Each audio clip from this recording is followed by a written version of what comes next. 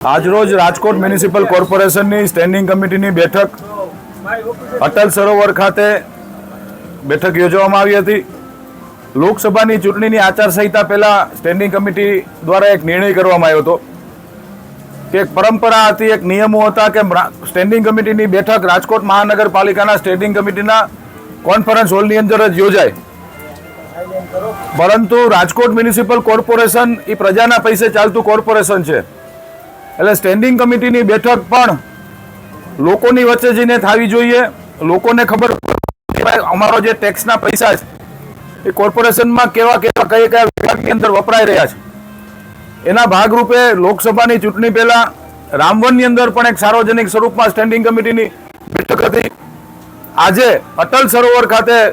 Standing કમિટીની open સ્વરૂપની અંદર બેઠક રાખવામાં આવી હતી, જેમાં ઘણા બધા સિટીઝનોએ પણ જોઈ હતી આજે સ્ટેન્ડિંગ કમિટી કેવી રીતે કામ કરી રહી છે। કુલ આજે 57 દરખાસ્તો સ્ટેન્ડિંગ કમિટીમાં આવી હતી, એમાંથી એક દરખાસ્ત અમે પેન્ડિંગ રાખી છે, બીજી એક દરખાસ્ત 20 નંબરની દરખાસ્ત એ નામંજૂર કરીએ છીએ, અને કુલ 45 કરોડ 55 લાખ જેવી રકમના આજે રાજકોટના સરેરાશ 18 વોર્ડમાં વિકાસના કામોને અમે આજે ખુલ્લા મૂક્યા છે। પત્ર નંબર 3 દરખાસ્ત નંબર 3 જે રાજકોટ મહાનગરપાલિકાઓના અધિકારીશ્રી માટે જે ગ્રેડ હતો એ ગ્રેડ અપગ્રેડ કરવાની જે એનો પગારનો બેઝ હતો 5400 રૂપિયાના બેઝમાંથી 6600નો જે બેઝ કરવાનો હતો, એમાં ગઈ સ્ટેન્ડિંગમાં પણ આ દરખાસ્ત પેન્ડિંગ રાખવામાં આવી હતી, કારણ કે વધુ અભ્યાસ અર્થે સ્ટેન્ડિંગ કમિટીએ નક્કી કર્યું સર્વે સભ્યશ્રીઓએ કે હજી આપણે આમાં અભ્યાસ કરીએ,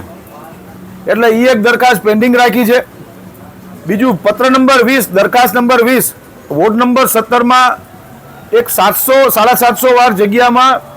2004 થી રોટરી ક્લબ ઓફ રાજકોટને કોર્પોરેશને એક બિલ્ડિંગ આપ્યું હતું કે જેમાં દર મહિને કોર્પોરેશન એને ગ્રાન્ટ પણ આપતી હતી। બહેનોને લગતી કામગીરી એ લોકો કરી રહ્યા હતા, પરંતુ અમારા ધ્યાનમાં જે વિષયો આવ્યા કે બહેનોને લગતી કામગીરીમાં જે ધારાધોરણ મુજબ જે થવું જોઈએ એ નહોતું થતું। મેં પોતે પણ મારી જાત રીતે મેં પોતે તપાસ કરાવી હતી કે બ્યુટી પાર્લરના કોર્સ થતા હતા, સીવણના થતા હતા, પછી બહેનો જે ઓલા નેલના શીખવાડે નેલના કોર્સ, નેલ આર્ટના, એમાં થોડું વ્યાપારીકરણ મારા ધ્યાનમાં આવ્યું હતું, કારણ કે એક બેનને એક મહિનાનો ખર્ચ 1000 રૂપિયા,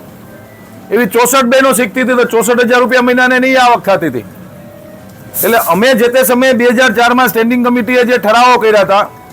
એ ઠરાવોમાં સ્પષ્ટ લખેલું હતું કે તમને અમે ગ્રાન્ટ આપીએ છીએ અને તમે ટોકન દરે આ રાજકોટમાં જરૂરિયાતમંદ બહેનોને તમારે ટોકન દરે મદદ કરવાની છે,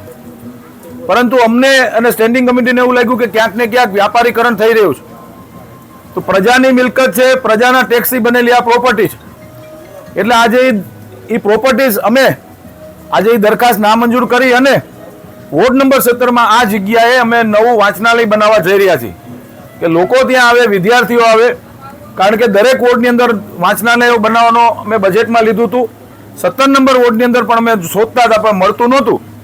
પરંતુ હાલ આ દરખાસ્ત અમારી પાસે આવી, તપાસ કરી તો અમારા ધ્યાનમાં આવ્યું કે આ પ્રકારની નાની મોટી ગેરપ્રવૃત્તિઓ થઈ રહી છે જે ન થવી જોઈએ।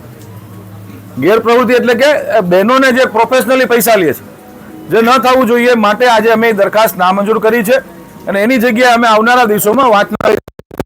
લોકાર્પણ